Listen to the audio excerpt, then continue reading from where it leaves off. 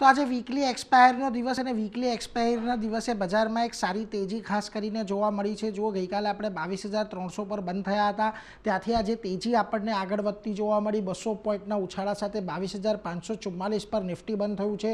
સેન્સેક્સમાં પણ આજે આપણને એક સારી તેજી જોવા મળી છે અને ખાસ બંનેમાં વાત એ છે કે આજે લાલ નિશાનમાં પણ કારોબાર જોવા મળ્યો તો ત્યાંથી એક બહુ સારી રિકવરી આજે નિફ્ટી અને સેન્સેક્સના ફ્રન્ટ પરથી આવી છે।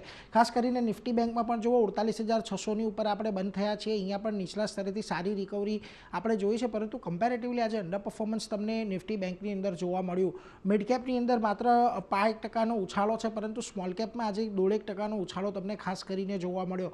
હવે કયા સેક્ટર આજના દિવસે કામ કરતા દેખાયા તો જુઓ, ઓએમસીઝમાં જે આજે તેજી આવી એને પગલે ઓઇલ એન્ડ ગેસ સેક્ટર આજે સારું એવું પરફોર્મ કરતું દેખાયું। મેટલમાં આજના દિવસે એક સારી તેજી હતી। એનર્જી સ્ટોક્સ પણ આજે ખૂબ સારા વધ્યા અને ખાસ કરીને ફાર્મા સ્ટોક્સની અંદર પણ આજે તમને ખરીદારીનો માહોલ જોવા મળ્યો હતો। આજે એકમાત્ર ખાલી રિયલ્ટી સેક્ટરે ઘટાડા તરફી હતું, એટલે હવે ખાસ કરીને નિફ્ટીના કાઉન્ટર્સ પર આવે તો જુઓ, એશિયન પેઇન્ટ ક્રૂડની અંદર ઘટાડો આવ્યો, 70 નીચે ગયું, એક સારી તેજી અહીંયા જોવા મળી। બીપીસીએલમાં પણ તેજીનું કારણ આજે ક્રૂડનો ઘટાડો જ રહ્યો।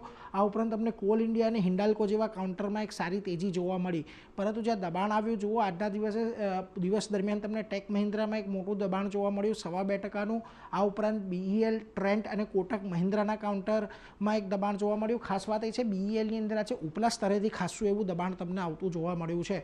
આ ઉપરાંત તમને મિડકેપના ફ્રન્ટ પરથી જેએસડબલ્યુ ઇન્ફ્રામાં એક સારી તેજી જોવા મળી। એમઆરપીએલની અંદર ઓઇલના ભાવને લઈને સારી તેજી જોવા મળી। એચપીસીએલમાં પણ તમને એક ખરીદદારીનો માહોલ રહ્યો અને હિન્દ ઝિંક ગઈકાલે પણ એક સારી તેજી હતી, આજે એ તેજી કન્ટિન્યુ થતી જોવા મળી છે।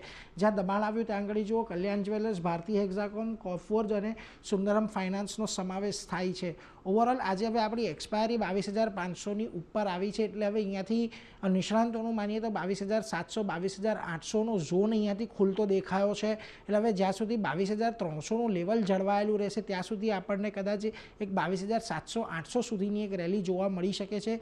જોકે ખાસ મહત્વનું અહીંયા એ પણ છે કે 10 દિવસના ઘટાડા બાદ આપણે 2% તેજી જોઈ છે, એટલે શક્યતા અહીંયાથી કદાચ થોડા ઘણા કન્સોલિડેશનની રહે, પરંતુ જ્યાં સુધી 22,300નું લેવલ એક ઇન્ટેક્ટ છે ત્યાં સુધી અહીંયા આપણે વધારે ચિંતા કરવાની જરૂર નથી, એવું નિષ્ણાંતોનું કહેવું છે।